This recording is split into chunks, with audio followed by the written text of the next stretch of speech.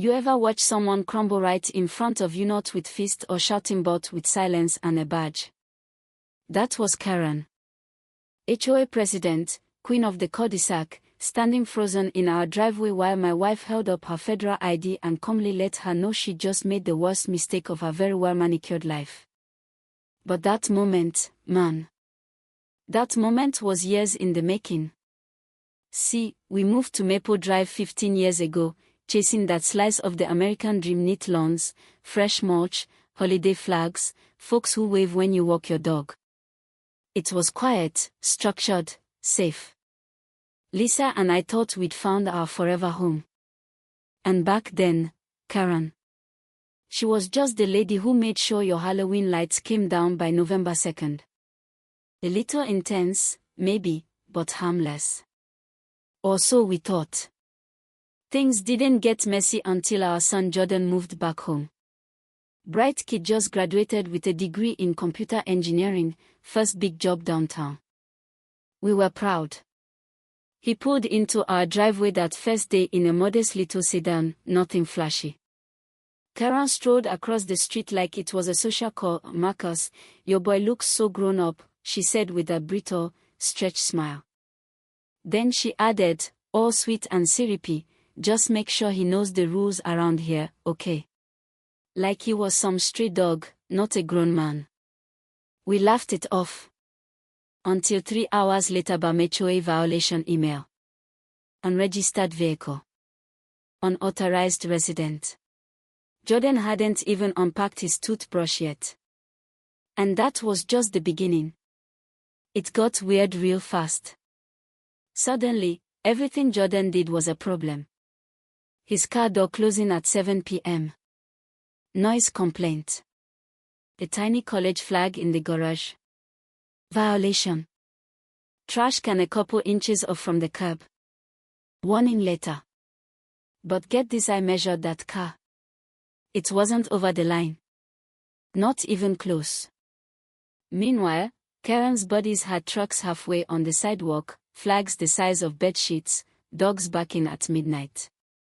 No complaints there. I started documenting it, all photos, timestamps, videos.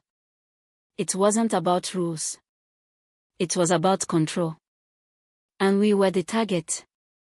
Lisa started digging. She's sharp like that.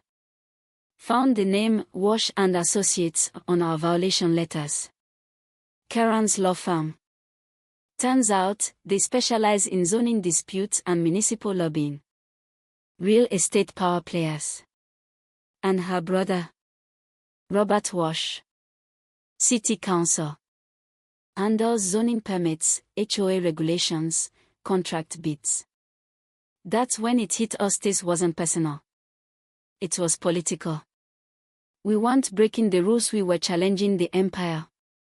One night, Lisa and I confronted Karen at the mailbox. Kept it civil, asked for clarification. She gave us that cold look and said, "Rules are rules, Marcus. Some people understand how things work." And just like that, she walked off. Didn't even blink. Then neighbors stopped waving. Stopped talking. The woman who used to bring us banana bread crossed the street to avoid us. The vibe had shifted. Karen wasn't just enforcing codes, she was isolating us. Turning the whole block into a pressure cooker. And then, the bomb dropped. Karen called 911. Jordan was coming home from work, laptop in hand, keys out. Same routine every evening. But that night, 3 patrol cars rolled up. Lights flashing. Guns close to holsters. Karen had told dispatch there was a suspicious black male with electronics, trying to break into a home. Our home. His home. They cuffed him before I could even make it outside. I was shaking, trying to film, yelling that this was my son, he lived here. That's when Lisa pulled up. Come. Collected. She walked right up, pulled out her badge, Federal Agency, Housing Discrimination Enforcement. Quietly stated her name, title, and the law Karen just broke. The cops hesitated. Karen did not. She marched across the street screaming, "He doesn't belong here. Arrest him." Lisa didn't flinch. She turned, looked Karen dead in the eye, and said, "You just filed a false report, and you racially profiled my son. This is now a federal matter." Karen went pale. Real pale. The cops backed off. Jordan was uncuffed. But we knew this wasn't over. A week later, Lisa gets a certified letter an ethics complaint had been filed. Anonymous source, accusing her of abusing her federal position. It was bogus, but official. Karen was pulling strings. Trying to smear Lisa's name through the system. That's when we stopped playing defense. Jordan set up security cameras. Lisa gathered violation letters, matched them to neighbors who had similar setups but no fines. I talked to former residents who'd quietly moved out, same pattern.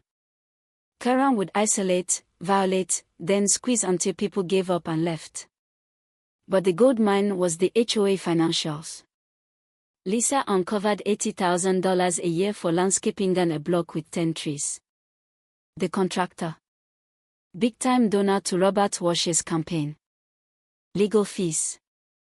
Straight to Wash and Associates. It was all there. Abuse of power, racial bias, financial corruption. We sent the whole file to a local reporter. She didn't bite until we gave her the footage. Karen whispering with neighbors, snapping pics of our house, saying things like, "He doesn't fit here." The reporter ran the story. Prime time. Lead segment. Boom. Karen panicked. Did a live stream trying to spin it, called us liars, said we were stirring up trouble. Then bless her heart she forgot to mute her mic. During a break, live on camera, you could hear her sobbing to her brother, "You said you'd protect me, Robert. These people don't know their place." That clip. Viral within hours.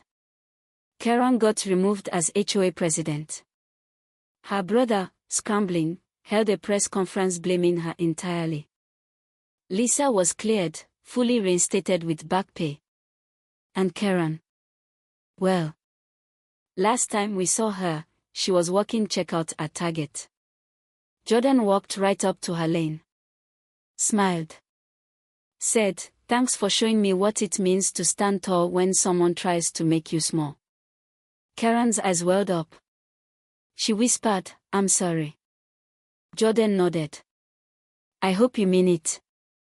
Because here's the thing about power, wield it like a weapon, and someday, someone sharper, more patient, is gonna cut right back. So now I'm asking you, was that justice? Or did she get off too easy? Drop your thoughts below, I'd love to hear where you stand.